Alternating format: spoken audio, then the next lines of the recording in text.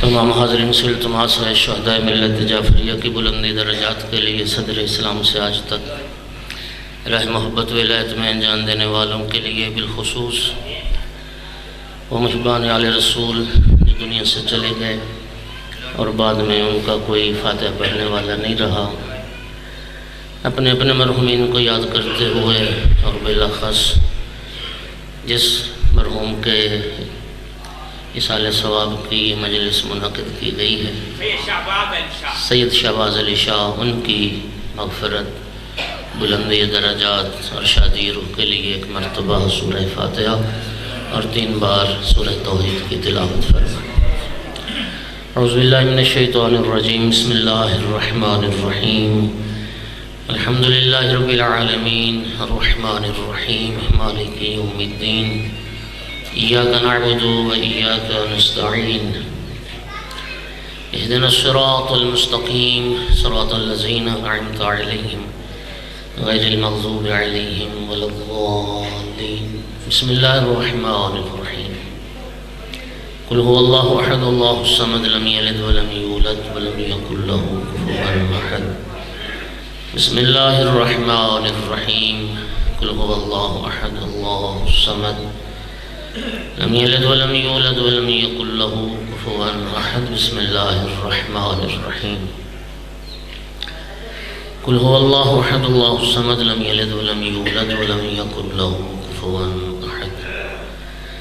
اللہم اغفر للمؤمنین والمؤمنات والمسلمین والمسلمات الاحیاء منہم والاموات، اللہم تابع بیننا وبینہم بالخیرات انکا مجیب الدعوات انکا علی کل شیء قدیر وانت بالاجابت کن جدیر۔ اللہم صلی علی محمد وآل محمد، صلوات سارے حضرات۔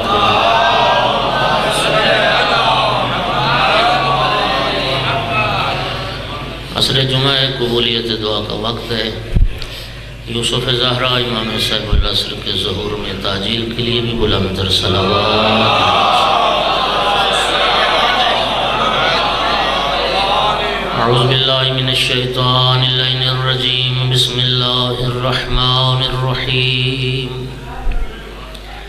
الحمدللہ رب العالمین والعاقبۃ للمتقین والجنة للمؤمنین والنار للمنافقین، الحمدللہ الذی جعلنا من المتمسکین بولایت علی ابن ابی طالب واولادہ المعصومین،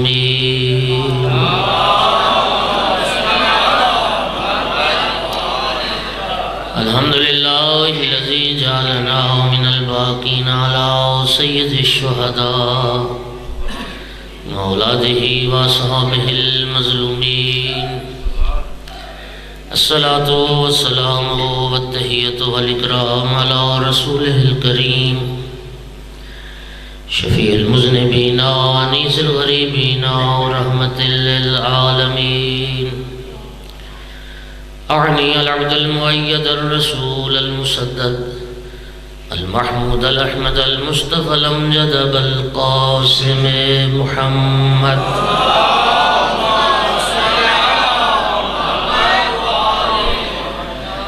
ثم الصلاة والسلام والتحیۃ والاکرام علی آلہ الطیبین الطاہرین المعصومین المنتجبین المنتخبین المظلومین، واللعنة الدائمة على أعدائهم ملعونين من يوم عداوتهم إلى قيام يوم الدين وبعد يوم الدين، أما بعد فقال سبحانه وتعالى في كتابه المجيد، أعوذ بالله من الشيطان الرجيم، بسم الله الرحمن الرحيم، يا أيتها النفس المطمئنة ارجعی الی ربک راضیۃ مرضیہ فادخلی فی عبادی وادخلی جنتی، صلوات۔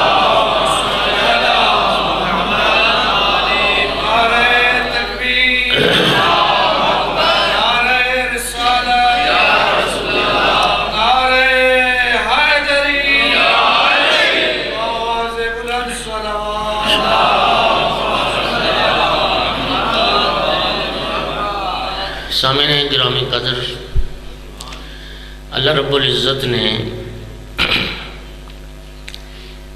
انسان جو اللہ کی اشرف مخلوق ہے، دو چیزوں سے مرکب ہے، ایک جسم ہے، ایک روح ہے۔ جسم آسائش چاہتا ہے، آرام چاہتا ہے، اور الحمدللہ یہ جو زمانہ مادی طور پہ ترقی کرتا جا رہا ہے، جسم کی آسائشیں بہت بڑھ گئی۔ آپ سارے جانتے ہیں پہلا زمانہ ہوتا تھا جب بجلی نہیں ہوتی تھی، جب پنکھے اور اے سی نہیں ہوتے تھے، جب ریفریجریٹر نہیں ہوتے تھے، جی لائٹ نہیں ہوتی تھی، اچھی سواری نہیں ہوتی تھی، یا پیدل لوگ سفر کرتے تھے، یا گدھا گھوڑا خچر یہ سواریاں ہوتی تھیں، تو مشکلات کا ایک دور تھا۔ آج پھر ہوائی جہاز آ گئے، اور آج شمسی توانائی جو ہے وہ بڑے معجزات دکھا رہی ہے، تو یہ ساری جسم کے لیے آسانیاں پیدا ہو رہی ہیں۔ ہم اپنے جسم، چونکہ جس طرح جسم بدن جو ہے اس کی زندگی ہے، اس کی موت ہے، بدن کی راحت ہے، بدن کی تکلیف ہے، بدن بیمار ہوتا ہے، بدن صحت یاب ہوتا ہے، تو ہماری ساری توجہ وہ بدن کی طرف ہے۔ انسان کا جو دوسرا حصہ ہے نا، وہ روح ہے ہماری، اور اس روح کی طرف ہماری توجہ بہت کم ہے۔ ہماری روح بھی بیمار ہوتی ہے، روح بھی صحت یاب ہوتی ہے۔ جس طرح بدن کو آرام چاہیے، روح کو بھی آرام چاہیے۔ ایک حدیث میں آقا امیر المومنین علیہ السلام نے ارشاد فرمایا کہ السکینۃ عنوان العقل۔ سرکار فرماتے ہیں کہ روح کا جو آرام ہے، روح کا جو چین ہے، روح کا جو اطمینان ہے، یہ عقل کا عنوان ہے۔ کیا مطلب؟ یعنی بندے کی عقل بھی کاملاً اسی وقت کام کرتی ہے جب اس کی روح کو چین ہوتا ہے، جب روح پریشان نہ ہو، جب روح آرام میں ہو، اطمینان ہو روح کو۔ آج مادی آسائشات جتنی بڑھ رہی ہیں، روح اتنی بے چین اور روح اتنی بے قرار، اطمینان قلب نہیں۔ اور یہ بات تو طے ہے کہ مال دنیا سے اطمینان قلب، روح کے اطمینان اور روح کے چین کے اسباب اور ہیں۔ یہ مادی اسباب، اس سے روح کو چین نہیں ملتا۔ یہ ایک لمبا موضوع ہے۔ مثلاً قرآن نے کیا فرمایا؟ اللہ رب العزت ارشاد فرماتا ہے الا بذکر اللہ تطمئن القلوب۔ اللہ کی یاد یہ دلوں کے اطمینان کا باعث بنتی ہے۔ دلوں کو سکون، انسان کی روح کو سکون جو ملتا ہے وہ یاد خدا سے ملتا ہے۔ توجہ ہے نا حضرات؟ وہ جو آقا امیر المومنین علیہ السلام کو آپ نے سنا ہوا کہ جب ایک جنگ میں تیر پاؤں میں لگا تو تیر نکالنے میں بڑی اذیت ہو رہی تھی، تو سرکار نے فرمایا تھا جب علی نماز کی حالت میں ہوں گے، جب ذکر خدا میں مشغول ہوں گے، تو پھر علی کا بدن بھی اتنا نرم اور موم ہو چکا ہوگا، اور روح اتنی پرکیف ہو چکی ہوگی کہ پھر تیر نکالنا پھر علی کو تکلیف بھی نہیں ہوگی اور پتہ بھی نہیں چلے گا۔ اطمینان ہے۔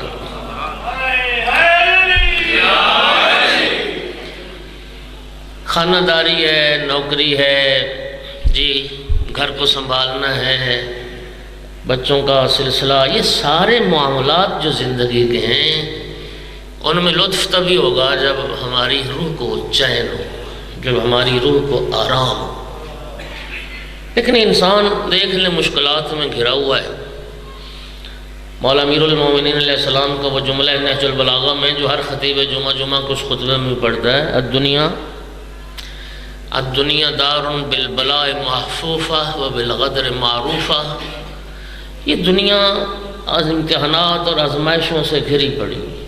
کسی بندے کو بھی دیکھ لو، وہ کیا کہتے ہیں، انسان کسی حال میں خوش نہیں رہتا. کوئی خود بیمار ہے، کسی کی بیوی بیمار ہے، کسی کا بیٹا بیمار ہے، کسی کے پاس روزگار نہیں ہے، کسی کے پاس پیسہ نہیں ہے، کسی کے پاس، ہر بندہ کسی نہ کسی مشکل میں ہے. یہ جو ساری مشکلات ہیں ان کو ہم ٹال تو نہیں سکتے، دور تو کر نہیں سکتے. سرکار دو عالم کی ایک حدیث مبارک ہے، سید الانبیاء ختمی مرتبت محمد مصطفیٰ صلی اللہ علیہ وآلہ وسلم نے ارشاد فرمایا، سرکار نے ارشاد فرمایا کہ المومن بین خمس شدائد، ہر مومن 5 طرح کی مشکلات میں گھرا ہوا. ہر بندہ مومن 5 مصیبتوں میں، 5 مصائب میں، 5 مشکلات میں گھرا ہوا ہے. پہلی مشکل کیا ہے؟ شیطان یذلہ. انسان کے ساتھ ایک شیطان ہے جو انسان کا دشمن ہے. آدم کا بھی دشمن تھا، اولاد آدم کا بھی دشمن ہے. وہ ہر وقت بہکاتا رہتا ہے، وہ ہر وقت انسان کو گمراہ کرتا رہتا ہے، اور طاقت بھی اس کے پاس بڑی ہے، اور پھر حملہ بھی بار بار کرتا ہے. مومن کو چھوڑتا نہیں ہے، کبھی سامنے سے آتا ہے، کبھی پیچھے سے آتا ہے، کبھی دائیں طرف سے حملہ آور، کبھی بائیں طرف سے حملہ آور. اور پھر اس کے پاس پاور اتنی ہے کہ انسان کی رگوں میں سرایت کر جاتا ہے. وہ یجری کما یجری الدم، اور انسان کی رگوں میں شامل ہو کے یوں دوڑتا ہے جیسے خون انسان کی رگوں میں دوڑتا ہے. شیطان بہکاتا. اور اللہ جانتا ہے انبیاء کو بھی اس نے بہکایا، لیکن یہ وعدہ پروردگار تھا، اور اس نے پھر یہ کہا تھا کہ پروردگار لَأُغْوِيَنَّهُمْ أَجْمَعِينَ إِلَّا عِبَادَكَ الْمُخْلَصِينَ. آدم کی ساری اولاد کو گمراہ کروں گا، لیکن جو تیرے مخلص بندے ہیں نا، میں انہیں گمراہ نہیں کر سکتا. لیکن انبیاء کو بہکایا تو صحیح. انبیاء ترک اولا جو ہوئے، وسوسہ کس نے ڈالا تھا جناب آدم اور جناب حوا کے دل میں؟ شیطان. قرآن کہہ رہا تھا وسوسہ لہم الشیطان، شیطان نے دونوں میں وسوسہ ڈالا. شجرہ کے قریب چلے گئے، پھر جناب آدم اور جناب حوا یہ دعا کرتے رہے ربنا ظلمنا انفسنا وان لم تغفر لنا وترحمنا لنکونن من الخاسرین. حضرت عیسیٰ علیہ السلام کو بہکانے کی کوشش کی ملعون نے. جناب عیسیٰ علیہ السلام کے پاس آ گیا، 30 سال عمر ہو چکی تھی جناب عیسیٰ کی، اور آگے کہتا ہے کہ اے عیسیٰ آپ خدائی کا دعویٰ کرتے، اس لیے کہ آپ میں تو خدائی صفات موجود ہیں. دیکھیے اللہ کی صفت کیا ہے؟ وہ لم یلد ولم یولد. آپ بھی لم یلد ولم یولد، نہ کوئی آپ کا باپ ہے، نہ کوئی آپ کا بیٹا ہے. تو آپ کر دیں سے، پھر آپ شفا دیتے ہیں، پھر آپ مردوں کو زندہ کرتے ہیں. ابرئ الاکمہ والابرص، برس کے مریضوں کو شفا یاب کرتے ہیں، کوڑ کے مریضوں کو شفا دیتے ہیں، نابیناؤں کو بینائی دیتے ہیں، مردہ کو زندہ کرتے ہیں. باپ آپ کا کوئی نہیں، بیٹا آپ کا کوئی نہیں، یہی تو خدائی صفات. 3 بار حضرت عیسیٰ علیہ السلام نے بلند آواز سے پڑھا سبحان اللہ سبحان اللہ سبحان اللہ. اللہ کی ذات ہے جو پاک و پاکیزہ ہے، اللہ کی ذات ہے جو پاک و پاکیزہ. یہ بڑا ملعون ہے. ہاں آپ سورہ والناس 3 قسمیں اس میں ہیں. پناہ انسان چاہتا ہے رب سے، قل اعوذ برب الناس، رب الناس و مالک الناس و الہ الناس. انسانوں کو جو رب ہے اس کی پناہ، جو انسانوں کا الہ ہے اس کی پناہ، جو انسانوں کا مالک ہے اس کی پناہ. اور بھئی ذرا غور کرنا، رب الناس، مالک الناس اور الہ الناس، یہ الگ الگ 3 چیزیں نہیں ہیں، یہ ایک ہی ہستی کے مختلف عنوان ہیں. جو رب ہے وہی مالک ہے، جو مالک ہے وہ الہ ہے، جو الہ ہے وہی رب ہے.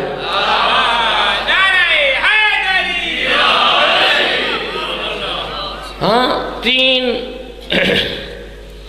عنوان ہیں اس کریم کے. وہ رب بھی ہے، وہ مالک بھی ہے، وہ الہ بھی. اس سے پناہ مانگ رہے ہیں من شر الوسواس. من وسواس الخناس الذی یوسوس فی صدور۔ تو سرکار نے فرمایا کہ انسان ہمیشہ 5 مشکلات میں گھرا ہوا ہے۔ ایک مشکل یہ ہے کہ ایک شیطان اس کے ساتھ لگا ہوا ہے جو ہر وقت اس کو گمراہ کرنے کی کوشش کرتا رہتا ہے، یہ انسان کی مشکل ہے۔ ایک صلوات پڑھ دیجئے بلند آواز سے۔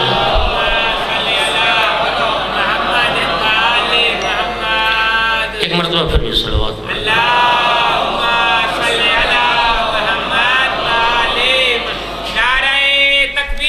اللہ اکبر، یا رسول اللہ، اللہم صلی علی محمد و آل محمد۔ اچھا میرے دوست دیکھیے، نہج البلاغہ میں کلمات قصار میں نہیں، امیر المومنین کے وصیت نامے میں امام مجتبیٰ علیہ السلام کو ایک جملہ وصیت کا، یا بنی احی قلبک بالحکمت والموعظۃ الحسنہ، حسن بیٹا اپنے دل کو زندہ رکھنا علم و حکمت کی باتوں سے اور موعظہ حسنہ سے۔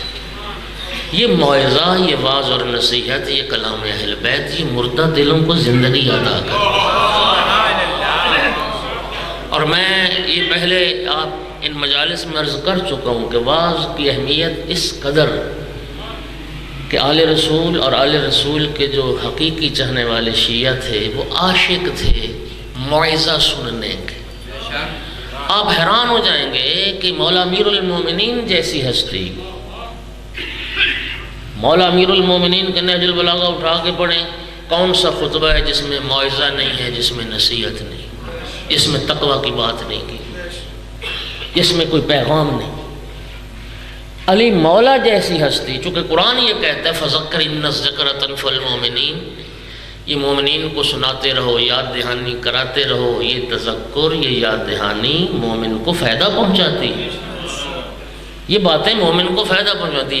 موعظہ کی اہمیت اس قدر زیادہ تھی کہ مولا امیر المومنین علیہ السلام جیسی ہستی، اپنے بعض اصحاب میں سے 2 شخصیات کا مجھے نام یاد ہے، ایک جناب قمیل ہیں، ایک جناب صعصع بن سہان ہیں۔ مولا امیر المومنین علیہ السلام جیسی ہستی کبھی کبھی قمیل سے خواہش کرتے تھے، یا قمیل اعظنی، قمیل تو مجھے نصیحت کر، تو مجھے واعظ کر۔ کبھی کبھی صعصع بن سہان سے کہتے تھے صعصع تو مجھے نصیحت کر، مجھے واعظ کر۔ یہ واعظ، یہ نصیحت سننے کا عادی بنائے اپنے کانوں کو، یہ دلوں کو زندگی عطا کرتا ہے، دل زندہ ہوتے ہیں اس سے۔ تو اس لیے میں سرکار کی حدیث جو عرض کر رہا ہوں کہ مولا فرماتے ہیں ہر مومن 5 طرح کی مشکلات میں گھرا ہوا ہے۔ ایک شیطان اس کے ساتھ لگا ہوا ہے اور شیطان کوئی کسر چھوڑتا نہیں ہے اس بہکانے کی۔ دوسری مشکل خود انسان کے اندر وہ نفس امارہ موجود ہے، وَنَفْسٌ تُنَازِعُهُ، مومن کے ساتھ اس کا نفس ہے جو اس کے ساتھ جھگڑا کرتا رہتا ہے، اور خدا جانتا ہے۔ مولا امیر المومنین علیہ السلام نے فرمایا یہ انسانی نفس ایک سرکش گھوڑے کی مانند ہے، جب تک سرکش گھوڑے کو لگام نہ چڑھائی جائے اور لگام کے ذریعے قابو نہ کیا جائے، جس طرح وہ سرکش گھوڑا اپنے سوار کو ہلاک کر دیتا ہے، جب تک نفس کو لگام نہ ڈالی جائے یہ نفس بھی انسان کو ہلاک کر دیتا ہے۔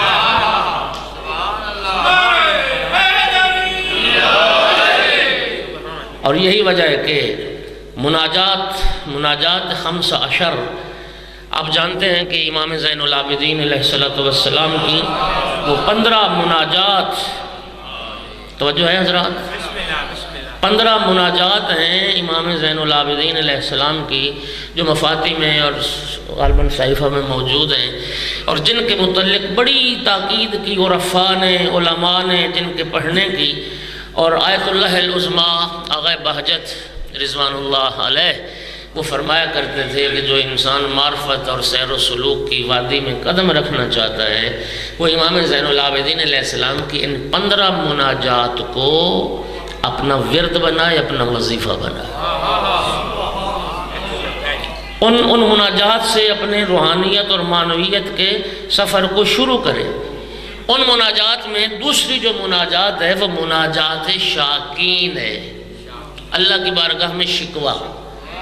کن چیزوں کا شکوہ؟ ایک اہل علم نے خدا جانتا اتنی خوبصورت بات کی، ہماری دعائیں پتہ ہے کیا ہے؟ ہم جو دعا کرتے ہیں نا رب سے، وہ اپنی سوچ اپنی معرفت کے حساب سے کرتے ہیں۔ ہماری دعا اور معصوم کی دعا میں جو ایک زمین آسمان کا فرق ہے وہ یہ ہے، ہمیں یہ بھی نہیں پتا کہ ہماری حاجات کیا ہیں، اور ہمیں یہ بھی نہیں پتا کہ اللہ کس کس شے پر قادر ہے۔ معصوم کی دعا ہمیں یہ بتاتی ہے کہ ہماری حاجات کیا ہیں اور خدا کیا کیا عطا کر سکتا ہے۔ ان دونوں چیزوں کا ادراک دعائے معصوم سے ہوتا ہے، مناجات معصوم سے ہوتا ہے۔ امام علیہ السلام کی یہ جو دوسری مناجات ہے، یہ میں 2 جملے اس کے سنانا چاہوں گا، چونکہ یہ شام جو ہے یہ قبولیت دعا کی شام ہے، عصر جمعہ۔ مناجات شاقین میں وہ نفس کی جو بیماری ہے نا، نفس جو دشمن ہے انسان کا، اس کے متعلق بارگاہ رب العزت میں شکایت نفس کی۔ اللہم الہی الیک اشکو نفسا بالسوء امارہ، اے معبود میں اپنے نفس کی شکایت کرتا ہوں جو برائی پر اکسانے والا ہے، گناہوں کی طرف اکساتا ہے، گناہوں کا حکم دیتا ہے۔ الی الخطیۃ مبادرۃ، پروردگار اس نفس کی شکایت کرتا ہوں تجھ سے جو خطا کی طرف بڑھنے والا ہے۔ وبمعاصی کا مولیتاً، تیری نافرمانی کا بڑا شوقین ہے۔ میرا نفس میں شکایت کرتا ہوں جو تیری نافرمانی کا بہت شائق ہے۔ ولسخطک متعرضۃ، تیری ناراضگی سے بھی ٹکرا لیتا ہے، تیری ناراضگی سے ٹکرانا بھی جائز سمجھتا ہے، اس کو کوئی گھبراہٹ نہیں ہوتی تیرے غضب سے ٹکرانے کی۔ تسلک بی مسالک المہالک، اور مجھے ہلاکتوں کے راستے پہ لے جاتا ہے۔ وتجعلنی عندک اہون ہالک، اور معبود یہ ایسا بہانے ساز ہے کہ برائیوں سے صرف ایک صلوات پڑھ دیں بلند آواز سے، ایک مرتبہ پھر صلوات پڑھ دیں۔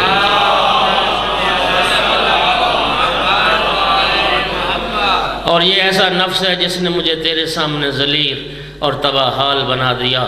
کثیرۃ العلل، بہت بڑے بہانے کرتا ہے۔ طویلۃ الامل، لمبی امیدیں دلاتا ہے۔ اچھا، ان مسہ الشر تجزا، اگر نفس کو تکلیف ہو تو پھر چیختا ہے، چلاتا ہے۔ وَإِن مَسَّ الْخَيْرُ تَمْنَعُ، اگر آرام پہنچے تو پھر چپ رہتا ہے۔ إِلَّا اللَّعْبِ وَاللَّهْوِ مَمْلُوءَةً بِالْغَفْلَةِ، کھیل اور تماشے کی طرف زیادہ مائل رہتا ہے۔ مَمْلُوءَةً بِالْغَفْلَةِ وَالسَّهْوِ، غفلت اور بھول چوک سے بھرا پڑا ہے۔ تُسْرِعُ بِي إِلَى الْحَوْبَةِ، مجھے تیزی سے گناہ کی طرف لے جاتا ہے۔ وَتُصَوِّفُنِي بِالتَّوْبَةِ، اور توبہ کرنے میں پھر تاخیر کرتا ہے۔ الہی اشکو الیک عدوا یذلنی، میرا اللہ میں اس دشمن سے تجھ سے شکایت کرتا ہوں جو مجھے گمراہ کرتا ہے۔ اور بالتوبۃ الہی اشکو الیک یذلنی وشیطانا یغوینی، اور میں شیطان سے پناہ مانگتا ہوں جو بہکاتا ہے۔ اور شیطان نے کیا کیا؟ قد مالا بالوسواس صدری، میرے سینوں کو برے خیالوں سے بھر دیا۔ وَأَحَاطَتْ حَوَاجِسُهُ بِقَلْبِي، اس کی خواہشات نے میرے دل کو گھیر لیا۔ وَيُزَيِّنُ لِي حُبَّ الدُّنْيَا، اور دنیا کی محبت کو اس نے میرے سینے میں پیدا کر دیا۔ يَحُولُ بَيْنِي وَبَيْنَ الطَّاعَةِ، میرے درمیان اور تیری بندگی کے درمیان وہ حائل رہتا ہے۔ إِلَيْكَ أَشْكُو قَلْبًا قَاسِيًا مَعَ الْوَسْوَاسِ، پروردگار میں اس دل کی سختی کی شکایت کرتا ہوں جو مسلسل وسوسوں کا شکار ہے، جو رنگ و تیرگی سے آلودہ ہے۔ اس آنکھ کی شکایت کرتا ہوں جو تیرے خوف میں گریہ نہیں کرتی، مگر جو چیز اچھی لگے اسے وہ دیکھتا ہے۔ اے معبود، ایک صلوات پڑھ دیجئے محمد و آل محمد پہ۔ یہ امام کی مناجات لمبی کافی، اس میں وقت لگ جائے گا۔ میں عرض کر رہا ہوں کہ یہ دعائیں پڑھنے کی ضرورت ہے۔ اپنے نفس کو جو امارہ بالسوء ہے، حضرت یوسف علیہ السلام جیسی ہستی نے بھی یہی کہا تھا، ان النفس لامارۃ بالسوء، یہ نفس انسان کو برائی کی طرف لے جاتا ہے۔ الا ما رحم ربی، اس نفس کے حملے سے بھی وہی بچتا ہے پھر جس پہ اللہ کا کرم ہو جائے، جس پہ اللہ کا رحم ہو جائے، صرف وہی ہے جس نفس کے حملے سے اور نفس کی دشمنی سے بچ سکتا ہے۔ 5 دشمن ہیں رسول اللہ فرماتے، شیطان گمراہ کر رہے ہیں، نفس امارہ موجود ہے۔ اس کے بعد کون؟ سرکار نے ارشاد فرمایا کافرن، کافرن تو قاتلہ، کافر ہے جو مومن سے ہر وقت جنگ کر رہا ہے۔ آپ سرکار دو عالم کے زمانے کی جنگوں سے لے کے آج تک کے زمانے کی جنگوں کو دیکھ لیں، کبھی کسی مومن کو چین سے بیٹھنے دیا گیا؟ کافر حکمرانوں نے، کافر حکومتوں نے ہمیشہ مسلمانوں اور اہل ایمان کے خلاف جنگ کو بھڑکائے رکھا۔ 9 سال ایران عراق کی جنگ چھڑی رہی، قوت باطل قوتوں نے اور کافر حکومتوں نے اس جنگ کو اہل ایمان کے خلاف بھڑکائے رکھا۔ ایران میں، اس عراق میں داعش کو کون لے کے آئے؟ یہی کافر قوتیں تھیں۔ شام میں جو صورتحال ہوئی، حلب کی اینٹ سے اینٹ بجا دی گئی، کون تھے؟ وہی کافر قوتیں تھیں جو سرپرستی کر رہی تھی۔ یمن میں چند سالوں سے جو دیکھ رہے ہیں قتل و کشتار ہو رہا ہے، انسان قتل ہو رہے ہیں، کون ہے؟ یہ کافر قوتیں ہیں جو کر رہی ہیں۔ سامعین محترم، رسول اللہ فرما رہے ہیں کہ ایک مومن کی مشکل یہ ہے کہ کافر ہیں جو ان کے ساتھ ہمیشہ جنگ میں۔ تمہارے ملک میں جو مومنین کا قتل و کشتار ہوا، پشت پہ کون تھے؟ یہی کافر۔ فرمایا ایک مومن کی مشکل یہ ہے۔ اگلی مشکل کیا ہے؟ توجہ کیجیے گا، فرمایا منافق یبغضہ۔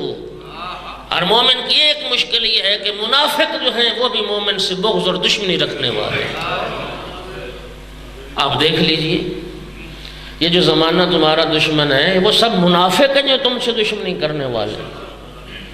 آپ نے دیکھا، خدا کی قسم مجھے سرکار کا وہ فرمان یاد آتا ہے، لبیک یا رسول اللہ، اور پتہ نہیں کیا کیا تحریکیں اٹھیں، اور چند دنوں میں جو تماشا ملک میں لگا رہا، اور رسول کی محبت کے دعویٰ کرنے والے، اللہ جانتا ہے وہی شخص دوسرے مقام پہ تمہاری تضحیق کر رہا تھا، تمہارا مذاق اڑا رہا تھا، شیعوں پہ نقلیں کر رہا تھا، غم حسین میں رونے کی نقلیں کر رہا تھا، وہی بدبخت۔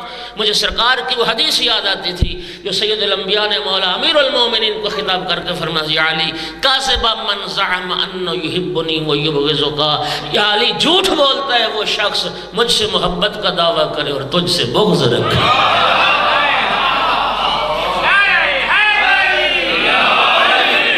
مولا علی اور اولاد علی سے بغض رکھ کے رسول اللہ کی محبت کا دعویٰ کرنے والا کذاب ہے، کاذب ہے، جھوٹا ہے، لعنتی۔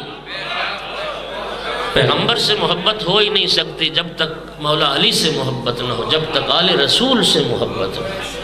یہ منافق ہیں تم سے بغض رکھنے والے، یہ منافق ہیں۔ اور سارے یاد رکھنا، جو جس عنوان کے تحت، جس مکتبہ فکر سے وہ متعلق ہیں، لیکن ایک بات تم یاد رکھو، شیعہ بغض میں اور شیعہ دشمنی میں سب اکٹھے ہیں، اور یہ سرکار کا فرمان ہے۔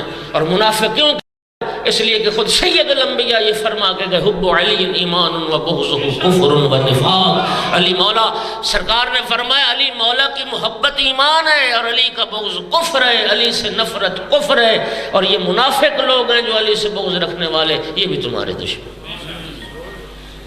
ہے، یہ نہیں ایسا؟ ہاں، تمہارے خلاف جب ملک میں دعوے سے ایک بات کر رہا ہوں، من حیث المذہب و من حیث شیعہ، جاؤ آج سے میری بات کی تحقیق کر لینا، چلے جاؤ تھانے کچہریوں میں، اتنے تشیع کے خلاف مقدمات ہیں، وہ مقدمہ کسی یہودی نے نہیں کروایا ہوگا، کسی ہندو نے نہیں کروایا ہوگا، کسی عیسائی نے نہیں کروایا ہوگا، ان منافقین نے مقدمہ۔ اور یہ سرکار کی حدیث ہے، وَمُنَافِقٌ تُبْغِضُهُ۔ مومن کی ایک پریشانی یہ ہے کہ منافقین ہیں جو اس سے بغض کرنے والے۔ اور پانچویں، پہلی کیا تھی؟ شیطان گمراہ کرنے والا، دوسرا نفس انسان سے دشمنی جھگڑا کرنے والا، تیسری چیز کیا تھی؟ کافر جو ہیں وہ قتل کر رہے ہیں مومنوں کو، اور چوتھی چیز منافقین کا بغض، اور پانچویں چیز مومن یحسدہ۔ اللہ، یہ بڑی خطرناک۔ نہ شیطان، نہ نفس امارہ، نہ کافر، نہ منافق، مومن ہے جو مومن سے حسد کر رہا ہے۔ مومن ہے جو مومن کو نیچا دکھانے کی کوشش کر رہا ہے، مومن ہے جو مومن کے ذلیل ہونے پہ خوش ہو رہا ہے، مومن ہے جو مومن کو تنگ کرنے پہ راضی ہو رہا ہے، رشتہ دار ہے، خون ہے، برادری ہے، اہل ایمان ہے، پتہ ہے کہ وہ بھی علی والا ہے، وہ بھی عزادار ہے، وہ بھی محب آل رسول ہے، وہ بھی شیعہ علی ابن ابی طالب، لیکن اس سے حسد ہے، کینہ ہے، بغض ہے، وہ آگے کیوں نکل رہا ہے، وہ آگے کیوں بڑھ رہا ہے، اس کو نیچا دکھایا جائے، اور اس ذلیل حرکت کے لیے وہ ہر حد پار کرنے کو تیار ہے۔ کالا جادو بھی ہو رہا ہے، تویز دھاگے بھی ہو رہے ہیں، ٹونے بھی ہو رہے ہیں، تویز گنڈا ہو رہا ہے، صرف کیوں کہ میرے خاندان سے وہ کیوں آگے نکل رہا ہے۔ سید الانبیاء نے فرمایا تھا ان الحسد یاکل الحسنات کما تاکل النار الحطب، یہ حسد بھی نیکیوں کو ایسے کھا جاتا ہے جیسے آگ خشک لکڑی کو جلا کے رکھ دے۔ اور الحسود لا یسود، سرکار نے فرمایا حاسد کبھی آگے نہیں بڑھ سکتا، جسے اللہ عزت دے اس کی کوئی گھٹا نہیں سکتا۔ حاسد صرف اپنی آخرت برباد کرتا ہے، اپنی نیکیاں برباد کرتا ہے، حاسد کبھی سردار نہیں بن سکتا، حاسد کبھی آگے نہیں آ سکتا۔ سرکار فرماتے ہیں یہ مشکلات مومن۔ اب سوال یہ کہ ان مشکلات، یہ تو ہیں ہمارے لیے مشکلات، اب ان مشکلات کے لیے کیا کیا جائے، اس روح کو آرام کیسے دیا جائے، یہ دل مطمئن کیسے ہو، باطن سکون کیسے پائے۔ تین چیزیں سرکار نے فرمایا کہ جو تمہارے باطن کو، تمہارے قلب کو اطمینان اور سکون عطا کر سکتی ہیں، وہ تین چیزیں۔ کون سی تین چیزیں؟ وہ تین چیزیں اتنی اہم ہیں حیران ہو جاؤ گے۔ وہ تین چیزیں، پہلی چیز اللہ کی قضا پر راضی رہنا، جس سے اطمینان قلب مل سکتا ہے، جس سے قلب کو سکون مل سکتا ہے، اللہ کی قضا پر راضی رہنا۔ دوسری چیز بلا پر صبر کرنا، اور تیسری چیز اس کی نعمتوں پر شکر ادا کرنا۔ اللہم صلی علی محمد۔ اور یہ تین چیزیں اتنی اہم ہیں۔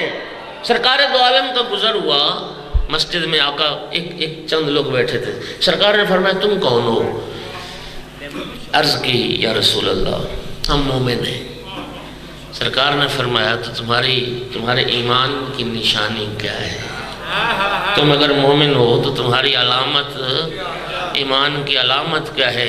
عرض کی یا رسول اللہ ہم اللہ کی قضا پر راضی رہتے ہیں، ہم اس کی آزمائشوں پر صبر کرتے ہیں، اور ہم اس کی نعمتوں کا شکریہ ادا کرتے ہیں۔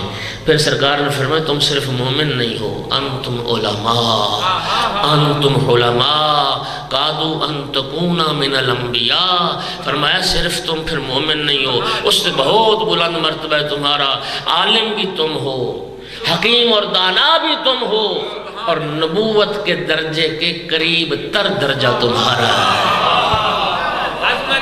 جس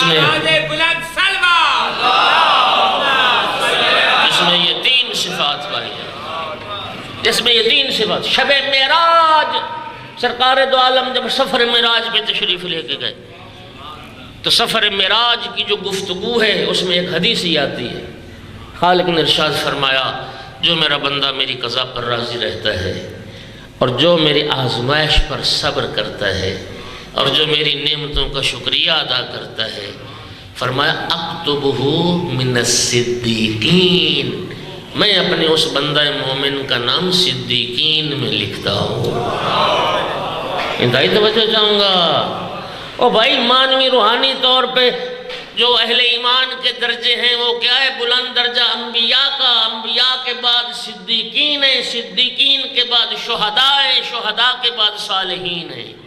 اگر نیچے سے اوپر چلیں تو پھر صالحین، صالحین کے بعد شہداء، شہداء کے بعد صدیقین، صدیقین کے بعد انبیاء کی منزل ہے۔ توجہ۔ اور جس میں یہ تین صفتیں ہوں، اللہ کی قضا پر راضی رہے، صبر کرنے والا ہو اور شکر کرنے والا ہو، اس کا مقام صالحین سے بھی بلند ہے، اس کا مقام شہداء سے بھی بلند ہے۔ اللہ رب العزت فرمایا میں اس کو صدیقین میں سے لکھوں گا۔ میں اس کو ذرا آسان کروں، صالحین کی بھی منزل بہت بلند ہے، بہت بلند ہے۔ ہمارے یاسر ہیں، سلمان ہیں، ابو ذر ہیں، یہ ہیں کون؟ صالحین۔ شہداء مالک اشتر جیسی ہستی ہیں، صدیقین یہ ائمہ کا مقام ہے۔ صدیق کون ہے؟ یا علی انت الصدیق الاکبر، رسول اللہ فرما کے گئے یا علی صدیق اکبر تو ہے۔ اللہ رب العزت فرماتا ہے جس میں یہ تین صفات پیدا ہو جاتی نا میں اس کو بھی صدیقین میں لکھ دیتا ہوں۔ اور پھر حدیث قدسی میں ارشاد ہوا، حدیث قدسی میں ارشاد پروردگار من لم یرضى بقضائی ولم یصبر علی بلائی ولم یشکر لنعمائی فلیخرج من ارضی والسمائی فلیطلب ربا سوائی۔ اللہ رب العزت فرماتا ہے جو میری قضا پر راضی نہیں رہتا، جو میری بلا پر، میری آزمائش پر صبر نہیں کرتا اور میری نعمتوں کا شکریہ ادا نہیں کرتا، خالق فرماتا ہے اس کو میری زمین پر رہنے کا حق نہیں ہے، وہ میری ارض و سما سے نکل جائے۔ فَلْيَطْلُبْ رَبًّا سوائے میرے علاوہ کوئی اور رب تلاش کر لے۔ جو مجھے رب مانتا ہے اس کو چاہیے نا میری قضا پہ راضی رہے، اس کو چاہیے نا کہ میری بلا پر صبر کرے، آزمائش پر صبر کرے اور میری نعمتوں کا شکریہ ادا کرے۔ اور سامعین گرامی وقت تمام ہو رہا ہے، مجھے ایک تو لیٹ ہو رہی، میں غروب سے پہلے مجھے دعائے سماعت بھی پڑھنا ہے۔ میں عرض کرتا ہوں کہ یہ تین چیزیں اپنی ذات میں پیدا کرو، کوشش کرو۔ ہم میں سے ہر انسان خالق کی قضا پہ راضی رہے، اس کے فیصلوں پہ راضی رہے، زبان شکوہ و شکایت دراز نہ کرے۔ یہ دنیا دار بلا ہے، یہ دنیا آزمائش کا گھر ہے، پھر اس پہ صبر کرے آزمائش۔ اور حیران ہو جاؤ گے اللہ رب العزت نے کلام مقدس میں دو ہستیوں پہ درود بھیجا ہے، یا اپنے محبوب کی ذات پہ درود بھیجا ہے، ان اللہ و ملائکتہ یصلون علی النبی یا ایہا الذین آمنوا صلوا علیہ وسلموا تسلیما۔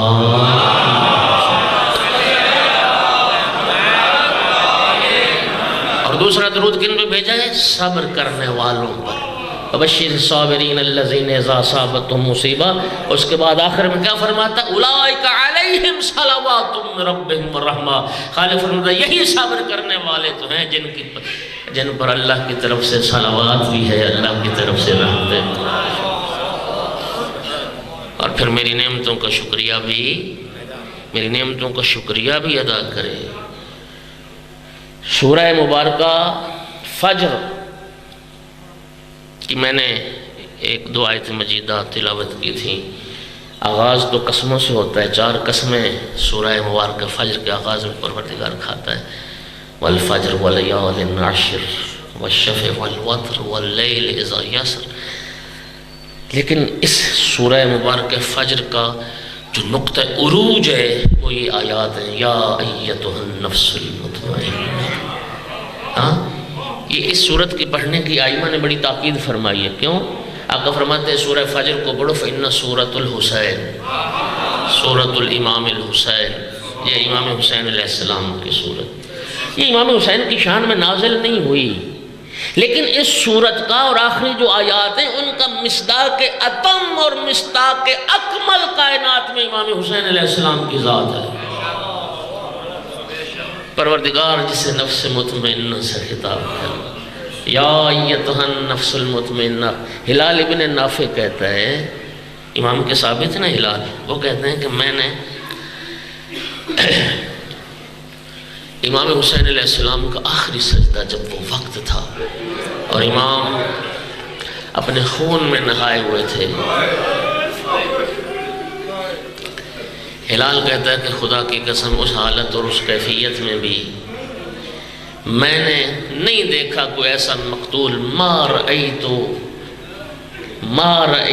قتیلا، کوئی ایسا مقتول میں نے نہیں دیکھا اس کیفیت میں کہ جس کا چہرہ امام حسین سے زیادہ منور ہو اور جس کے چہرے پہ اطمینان امام حسین سے زیادہ ہو۔ صاحب جتنے کربلا میں بڑھتے جا رہے تھے نا، طمانینت، سکون اور اطمینان امام کے چہرے سے نمایاں ہو رہا تھا۔ تبھی تو ارشاد پروردگار کوئی یہ درد سید سجاد سے پوچھے، 72 جنازہ بے گور و کفن چھوڑ کے چلے، لیکن خدا جانتا ہے زندان شام میں ایک جنازہ ایسا تھا اسے سید سجاد چھوڑ کے جا نہیں سکے، اور وہ جنازہ چھوٹی بہن کا جنازہ۔ اجرکم علی اللہ۔ عزادارو، زندان شام میں امام مظلوم کی ایک بیٹی کی وفات مسلم ہے۔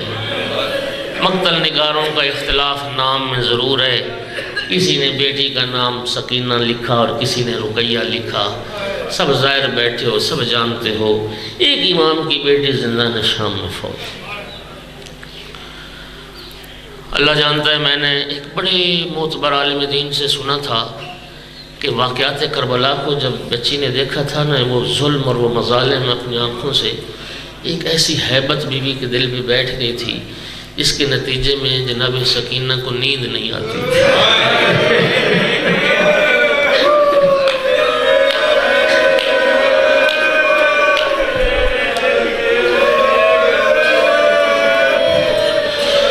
ایسی سہمی اور ڈری،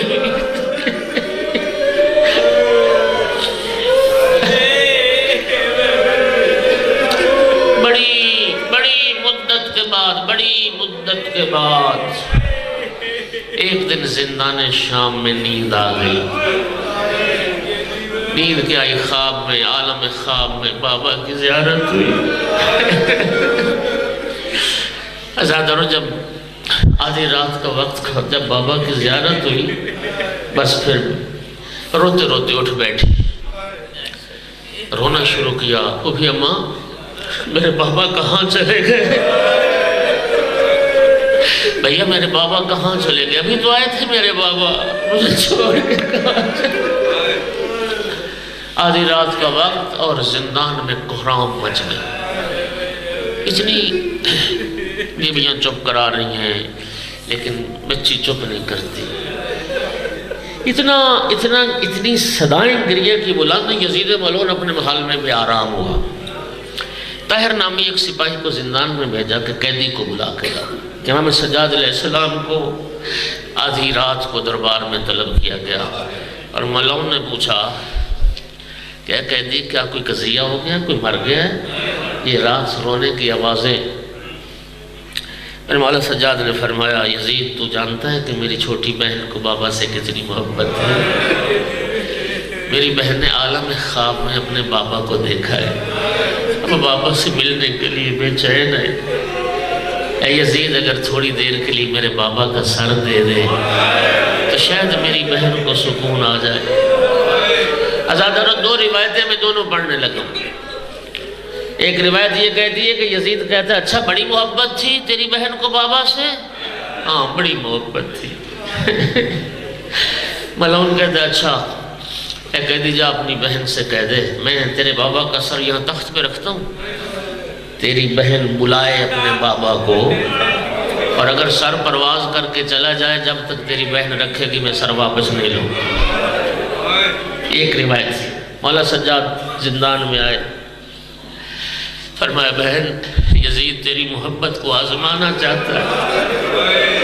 یزید کہتا ہے کہ میں تیرے بابا کا سر رکھتا ہوں تخت پر، اور بیٹی بلائے اپنے بابا کو اور سر پرواز کر کے چلا جائے تو جب تک بیٹی رکھے گی میں واپس نہیں لوں گا۔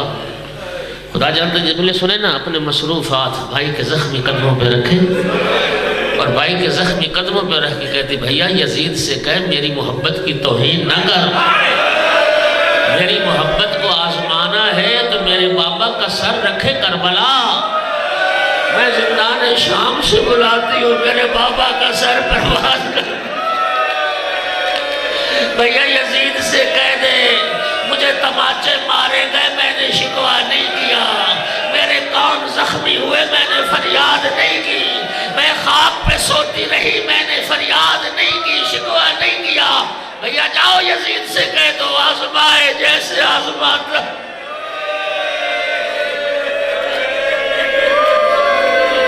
سر رکھا گیا، میری آقا زادے نے 3 سلام کی، السلام علیکہ یا ابن رسول اللہ، فرزند رسول دکھیاری بیٹی کا سلام. پھر دوسرا جملہ السلام علیکہ یا ابن فاطمہ الزہراء. اور پھر تیسرا جملہ کا السلام علیکہ یا اخت زینب الکبریٰ، اے زینب کبریٰ کبیر، بیمار بیٹی کا سلام، دکھیاری بیٹی کا سلام. سر نے پرواز شروع کیا. زندان میں پرواز کرتا کرتا بیٹی کے ہاتھوں پہ سر آیا. لیکن دوسری روایت یہ کہتی ہے کہ نہیں، خود امام سجاد علیہ السلام سر لے کے آئے. تشت میں سر تھا، اوپر رومال ڈالا ہوا تھا. جب لے کے آئے نا تشت بہن کے سامنے، میری آقا زادی کہتی بھیا میں نے کھانا تو نہیں مانگا تھا، بھیا میں نے بھوک کی شکایت تو نہیں کی، بھیا مجھے تو بابا چاہیے. مولا سجاد نے فرمایا سکینہ بہن تیرے بابا آ گئے. عزادارو جب وہ پردہ ہٹایا، کپڑا ہٹایا، بابا کا سر دیکھا، ہاتھوں پہ بابا کا سر لیا، اور سر لینے کے بعد کیا کیا؟ اپنے رخسار بابا کے رخسار پر. خدا کسی بیٹی کو یہ منظر نہ دکھائے کہ باپ کا کٹا ہوا سر چھوٹی بیٹی کے ہاتھوں میں. اور پھر بہن شروع کیے. ایک عرصے کے بعد جب بابا کا سر ملا، کچھ بابا سے سوالات کے. یا بتا منزل لذی قاطع وریدیک، بابا تیری گردن کی رگوں کو کس نے کاٹا؟ یا بتا منزل لذی خاصبک بدمائک، بابا تیری ریش کو تیرے خون سے خضاب کس نے کیا؟ یا بتا منزل لذی ایتمنی علی صغر سنی، بابا مجھے چھوٹی عمر میں یتیم کس نے کیا؟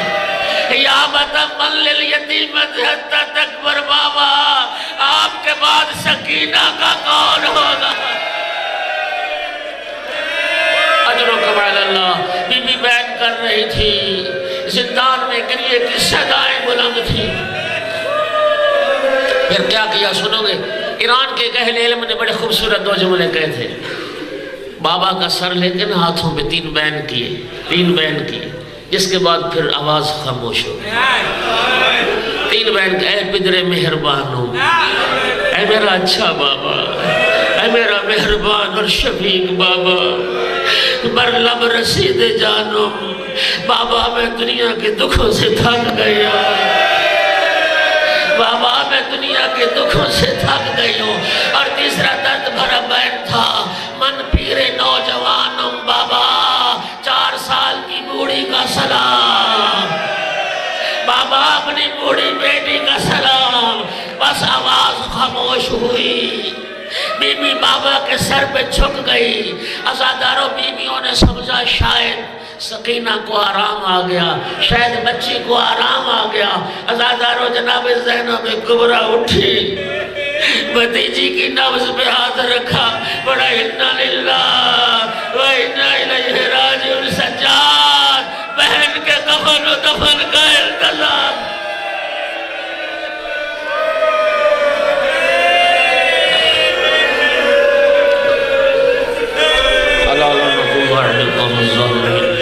کریم پروردگار ذکر کو قبول فرما. کریم اللہ ذکر کا سال سید شہباز ان کی روح کو اصال فرما، ان کے سیئات حسنات سے تبدیل فرما، ان کے صغیرہ کبیرہ گناہ معاف فرما، شفاعت محمد و آل محمد نصیب فرما. جتنے عزادار تشریف فرما مالک سب کی حاجات کو پورا فرما، ہماری عاقبت بخیر فرما.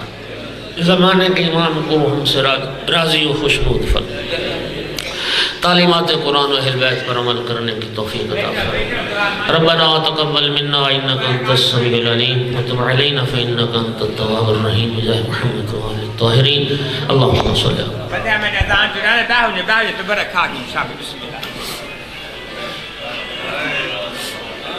ماشاء تشریف رکھو بھائی جان. ماشاءاللہ. بہمنو انتظام جلدی کرو برادران، جلدی کرو.